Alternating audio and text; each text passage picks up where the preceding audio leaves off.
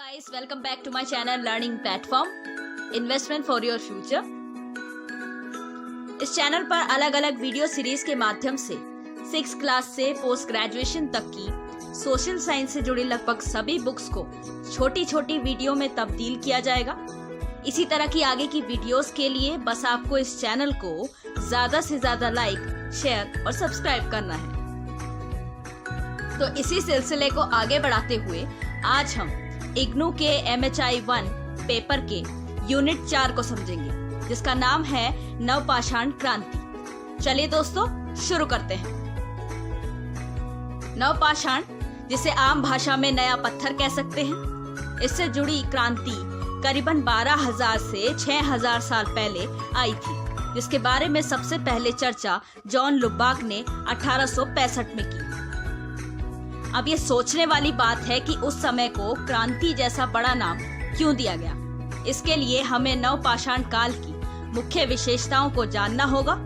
आइए देखते हैं, जैसे पौधे उगाना, पशुपालन, खेती पर पूरी तरह से निर्भरता, जनसंख्या बढ़ना, बस्तियों के साइज में बढ़ोतरी, मिट्टी के बर्तनों को यूज करना, बुनाई करने की शुरुआत, विनिमय यानी लेन देन करना, समाज में जटिलता आना और एक सभ्य समाज की ओर कदम बढ़ाना।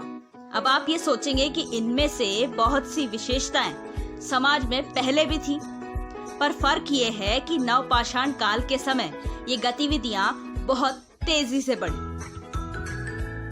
इस समय की सबसे बड़ी विशेषता थी खेती। ऐसा नहीं था कि मनुष्य ने अचानक से खेती करना शुरू कर दिया हो। प्राकृतिक रूप से कुछ बड़े चेंजेस हुए, जैसे जलवायु में परिवर्तन, जिससे मनुष्य का रुझान खेती की तरफ बढ़ा। अब खेती करने से भोजन की उपलब्धता अधिक हो गई और मनुष्य के आहार में शाकाहारी भोजन शामिल हो गया। अलग अलग क्षेत्रों में वहाँ की ज्योग्राफिकल कंडीशन के अकॉर्डिंग अलग अलग तरह के अनाज उगाए जाते थे और नमक भोजन का एक अहम हिस्सा बन गया। अब क्योंकि भोजन बदल रहा था, उसी के अनुसार व्यक्ति के शारीरिक बनावट और उसे लगने वाली बीमारियों में बदलाव होने लगा। शिकार या संग्रहण के समय में मनुष्य सीमित समय के लिए भोजन को रख सकता था। अब भोजन को भविष्य के लिए बचा कर रखना संभव हो गया, जो संकट के समय में काम आता था। एक अच्छी खासी जनसंख्या के लिए पर्याप्त था और उसके बदले में किसी और चीज का विनिमय करना भी आसान था। ऐसा माना जाता है कि नवपाषाण क्रांति 2 चरणों में हुई। पहले चरण में ये काफी छोटे गोल्स को ध्यान में रखकर हुई थी और फिर बाद में काफी ब्रॉड लेवल पर नवपाषाण क्रांति मनुष्य के सभ्य समाज की ओर बढ़ने में एक मील का पत्थर साबित हुई। आइए देखते हैं ये कैसे संभव हुआ। अब जैसे जैसे लोगों ने खेती करनी शुरू की तो एक जगह बसना भी शुरू किया। लोगों की संख्या, रहने की बस्तियां और उनके आकारों में बड़ा परिवर्तन देखने को मिला। बाद के समय में जब खुदाई की गई तो सबूत के रूप में कई सारी परतें मिली, जिन्हें हम टीला कह सकते हैं, यानी कि लोग आते गए और बसते गए। पहले के समय में काफी औजारों के प्रमाण मिले, पर इस समय के औजार पहले की तुलना में काफी फर्निश थे।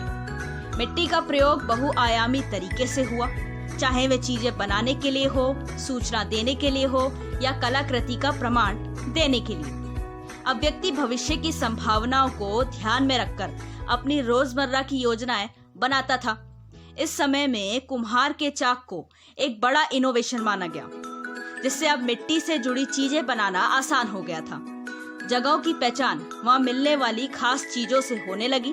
कहीं ना कहीं सारी की सारी प्रक्रियाओं के पीछे इंसान की आवश्यकता ही जुड़ी थी और इन आवश्यकताओं को पूरा करने के लिए मनुष्य ने अपने काम करने के तरीके को बदला।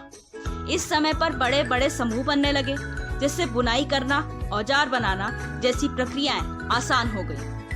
समाज में एक दूसरे के ऊपर निर्भरता बढ़ गई, यानी कि लेन देन। धीरे धीरे लोगों के बीच सामाजिक बंधनों का भी विकास हुआ। बात करते हैं अन्य विशेषताओं की, जिसमें परिवार बहुत अहम भूमिका निभाता था, पर समय के साथ इसमें से छोटी छोटी इकाइयां अलग होने लगी, जिससे आर्थिक गतिविधियों में भी तेजी आई। पहले महिलाएं और पुरुष मिलजुल कर काम करते थे, अब दोनों के बीच काम का बंटवारा हो गया। एक तथ्य के अनुसार माना गया कि खेती, पौधे उगाना, पशुपालन जैसे कार्य महिलाओं ने शुरू किए थे, पर कहीं ना कहीं आगे जाकर खेती का कार्यभार पुरुषों पर डाल दिया गया और घर के काम, बच्चों को पालना आदि महिलाओं पर फिर भी महिलाएं बाद में भी खेती के काम में पुरुषों की सहायता किया करती। आध्यात्मिक प्रक्रिया की तरफ चलें तो जादू, मृत्यु के बाद के जीवन की कल्पना, अलग अलग अनुष्ठान करना उस समय काफी प्रचलन में था। कई जगहों से एकल और सामूहिक कब्रें मिली हैं और कब्रों में लोगों के स्टेटस के अकॉर्डिंग चीजें भी। इतने बड़े समाज को चलाने के लिए कानून व्यवस्था की आवश्यकता भी थी, जिसके लिए किसी पुरोहित या मुखिया का पद समय के अनुसार डेवलप करने लगा, जो लोगों की समस्याओं का हल किया करता। लोगों की एकजुटता का सोर्स उनकी एक जैसी भाषा और एक जैसा धर्म बन गया, जो कि आज तक कायम है। लोग इससे आगे बढ़े और ब्रह्मांड में उपलब्ध आश्चर्य जैसे कि सूरज, बादल, आसमान, जो कि मनुष्य की पहुंच से परे हैं, उन्हें कहीं ना कहीं धर्म के प्रतीक के रूप में देखने लगे। इस समय 3 चीजों की संख्या बढ़ी: पौधे, पशु और मनुष्य। अभी तक हमने खेती के फायदे को गिना, पर खेती करने के समय बहुत सी चुनौतियों को भी फेस करना पड़ता था। फसल बोने के बाद उसकी देखरेख करना, प्राकृतिक आपदा से बचाव करना, उत्पादन करने के बाद उसका बंटवारा करना, भविष्य के लिए स्टोरेज करना आदि। इन्हीं सभी प्रक्रियाओं में समय के साथ नई तकनीक जुड़ती गई और खेती में बदलाव आता गया। इसी के साथ ये चैप्टर यहीं समाप्त होता है। Thank you for watching this video.